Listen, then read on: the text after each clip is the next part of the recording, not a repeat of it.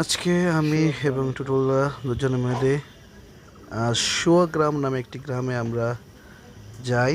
আর সেই গ্রামে আপনারা দেখতে পাচ্ছেন যে কত সুন্দরভাবে তারা ধান কেটে আনছে বাড়িতে এবং মাড়াইয়ের জন্য প্রস্তুত আছে। দেখেন রাস্তার ওপর দিয়ে সে খ্যাড় তারা নেড়ে দিয়েছে, কারণ যে পরিমাণে বৃষ্টি, রোদ হয় না, সন্ধ্যা হলে বৃষ্টি নামে।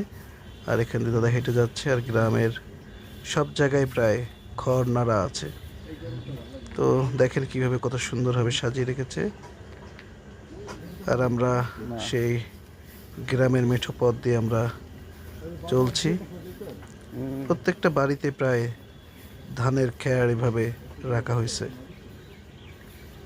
তো বন্ধুরা, আপনাদের প্রত্যেকে আমার চ্যানেল থেকে স্বাগত জানাই, ব্লেস ভিডিও ব্লগ পক্ষ থেকে। তো দেখতে থাকুন আমাদের এই সুন্দর ভিডিওটি। ধান এনে এখানে রাখা হয়েছে। কৃষকেরা আসলে প্রচুর কষ্ট করেছে, প্রচুর কষ্ট। সকালে রোদ তো বিকেলে বৃষ্টি। আপনাদের দেখাবো একটু পরে এই গ্রামের ভিতরে এত সুন্দর একটা বাড়ি। আপনারা প্রত্যেকে দেখে একটু আশ্চর্য হবেন যে এই গ্রামের ভিতরেও এত সুন্দর বাড়ি করা যায়। আপনারা দেখতে পাচ্ছেন দূর থেকে সেই বাড়িটা, এই তার গেট। আমরা ভিতরে ঢুকবো এখন। আসলে বাড়ির মালিক যিনি, তিনি আসলে খুব ভালো একজন মানুষ এবং তার নিজস্ব চয়েস আছে এবং শৌখিন বলা চলে, এক কথায় শৌখিন একজন মানুষ। এখানে এই পুকুরে বিরাট বড় বড় মাছ রয়েছে, গ্লাস মাছ আছে, আরও অনেক মাছ আছে, আপনারা হয়তো দেখতে পাবেন। আমি জানি না ক্যামেরাতে কতটুকু আপনারা দেখতে পাবেন, আমি ঠিক বুঝতে পারবো না, তবু আপনাদেরকে দেখানোর চেষ্টা করছি। সে মাছগুলো আপনারা হয়তো দেখতে পাবেন। দেখেন এই যে চলে গেল, চলে যাচ্ছে মাছ। এইভাবে প্রচুর মাছ এখানে, এরকম বড় বড় প্রায় 3 কেজি 4 কেজি ওজনের গ্লাস কাপ, হয়তো 5 কেজি হতে পারে।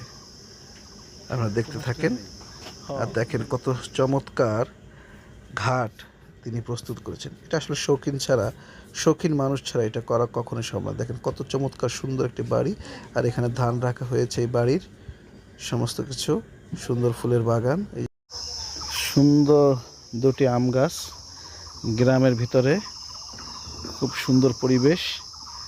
আর বন্ধুরা, আপনারা জানেন কি জানেন এই আমটা কি আম? আপনারা যদি জেনে থাকেন তাহলে অবশ্যই আপনারা বলবেন যে এটা আসলে কি আম বলে। আমরুপলিও ঠিক না, কারণ এটি দেখছি গোড়ার দিকে লাল অংশ। তো যদি আপনারা কেউ জেনে থাকেন তাহলে অবশ্যই কমেন্টস করবেন যে এটা আসলে কি আম। কি চমৎকারভাবে আমগুলো ধরেছে, খুব সুন্দর সুন্দর বাড়ি। গেট দিয়ে ঢুকে এই 2টি আম গাছ।